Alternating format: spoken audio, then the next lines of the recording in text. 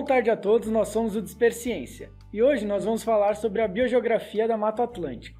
As matas tropicais nem sempre foram como são hoje. Lá na época dos dinossauros, por exemplo, quase não existia plantas com flores. O clima também ele era muito mais seco do que ele é hoje em dia. Lá para a parte tardia do Cretáceo, há mais ou menos 80 milhões de anos, algumas famílias importantes tropicais já começaram a se diversificar, como a família das palmeiras e a família do limão. Nessa época, o clima já estava um tanto quanto mais úmido e a América do Sul já estava bem separada da África. Quando teve a extinção dos dinossauros, há 65 milhões de anos, no final do Cretáceo, 40% das espécies de plantas também foram extintas. Só que nos milhões de anos subsequentes, o clima ele era bem favorável ao desenvolvimento das plantas tropicais, ele era quente e úmido.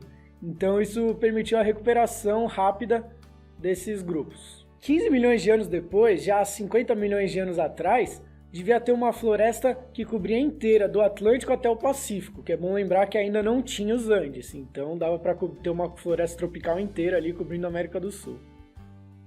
Não tinha mesmo os Andes, né? Os Andes são tipo 20 milhões, né? Há 5 milhões de anos, mais ou menos, o clima começou a esfriar e a gente entrou nessa era de ciclos glaciais, que a temperatura esfria muito, esquenta muito, e o clima também secou bastante. E isso favoreceu a abertura de uma diagonal seca, que a gente chama, que é ali a região da Caatinga, do Cerrado, também dos Chacos, que são savanas sul-americanas, e isso acabou dividindo essa grande floresta tropical que tinha em Mata Atlântica e dividiu da floresta amazônica. E para falar um pouco sobre a biogeografia da Mata Atlântica, a gente convidou a professora Cristina Miyake, se você quiser se apresentar para eles. Eu sou professora do Departamento de Genética e Biologia Evolutiva aqui do Instituto de Biociências da USP. A Mata Atlântica ela não é uma coisa única, né? Ela não é uma única fisionomia. A gente chama de Mata Atlântica, mas ela tem várias subdivisões dentro dela, né? Você podia falar um pouquinho? Apesar de a gente chamar, né, todo esse complexo aí com um nome único, né, de Mata Atlântica, a gente sabe que é bastante heterogêneo, né? Então, a gente tem diversos tipos de vegetação, a gente tem uma grande amplitude latitudinal, altitudinal, amplitude térmica, amplitude de umidade, enfim, é bastante heterogêneo. Mas para facilitar a vida da gente, a gente chama tudo isso de Mata Atlântica. Tudo isso são fatores bióticos e abióticos que vão interagir entre si e isso tudo influencia toda a biota, é algo bastante complexo. E você trabalha com filogeografia também no seu laboratório, né? Você poderia explicar para a gente um pouquinho, rapidinho, o que é filogeografia e se isso ajuda a entender a biogeografia da região ou como isso ajuda? Então, a filogeografia, digamos que é um campo que faz parte da biogeografia no sentido de que a gente usa dados genéticos, né? E como essa informação genética de um determinado grupo, seja de uma espécie ou um complexo de espécies, então como que essa diversidade genética desse grupo de espécies está distribuída no espaço. E além dessa distribuição no espaço, a gente consegue estudar geneticamente como essa diversidade era no passado também. Então, a gente consegue projetar isso para o passado. E com isso, então, a gente pode usar a história dos organismos como uma aproximação para a história daquela determinada região que a gente está interessado em estudar. E com isso a gente consegue também delimitar algumas áreas de endemismo na região, né? Isso pode ajudar a gente a identificar, enfim, unidades, né, em termos geográficos. E com isso eventualmente pode ser usado como um dado para se tomar decisões, por exemplo, de conservação, né? Então, por exemplo, uma determinada área, você tem uma linhagem genética que é extremamente diferente das demais linhagens genéticas de uma mesma espécie, então pode ser interessante conservar essa área que é bastante diferente. Então, por exemplo, tem um trabalho que descreveu, foi um estudo filogeográfico de uma espécie de ave de Mata Atlântica, endêmica de Mata Atlântica, e que havia então descrito anteriormente 4 subespécies, e por conta de distribuição geográfica e por pequenas diferenças na plumagem. E aí então esse estudo filogeográfico revelou que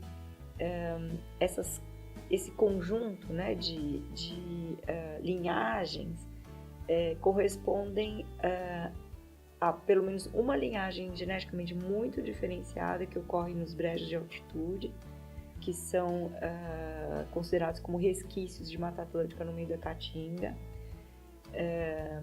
uma linhagem genética que ocorre na Bahia e que então não diferencia 2 subespécies dessa espécie de ave, e dentro de uma outra subespécie existem 2 linhagens genéticas. Então aí a gente tem um exemplo de uma espécie que uma das subespécies descrita possui 2 linhagens geneticamente diferenciadas.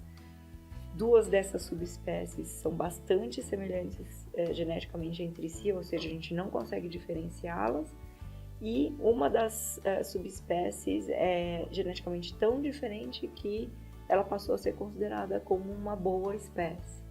E ela já, então, assim que ela ganha status de espécie, ela já ganha status de ameaçada, porque ela ocorre em uma área muito pequena, bastante isolada, e é uma área hoje bastante ameaçada em termos de degradação antropogênica.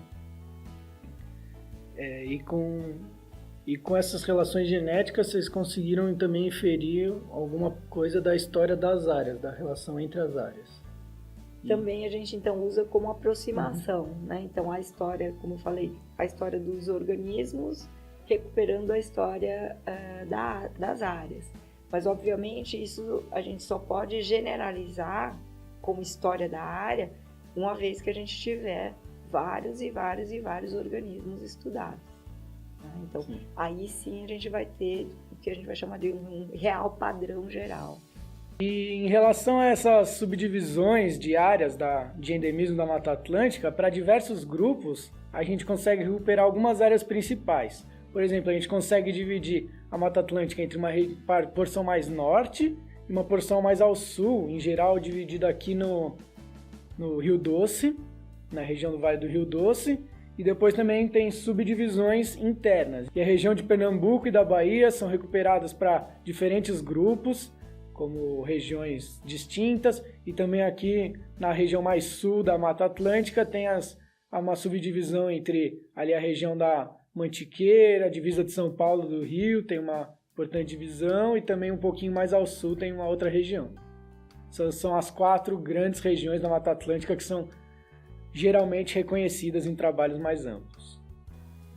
E recentemente a gente teve, infelizmente, aquele desastre em Mariana que rompeu a barragem. E você acha que isso pode ter algum impacto? Ou qual é esse impacto na biogeografia da região?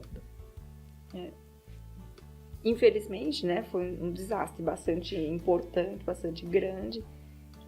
Nem sempre existiam dados anteriores para poder fazer a comparação, né, do real impacto que esse desastre causou.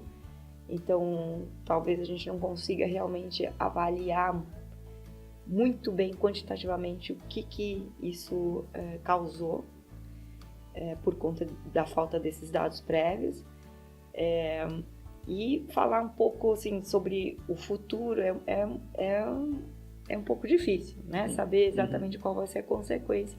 Como você já explicou, o Rio Doce, essa área do Rio Doce já é descrita como um marco biogeográfico bastante importante, né, que separa aí grupos ou separa áreas biogeograficamente diferentes.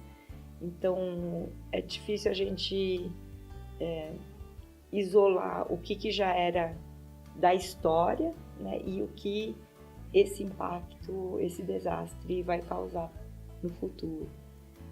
enfim, pode ser importante, mas eu pessoalmente acho difícil realmente quantificar isso. Acho que era isso. Então, a gente gostaria de agradecer a presença da professora aqui, da Cristina.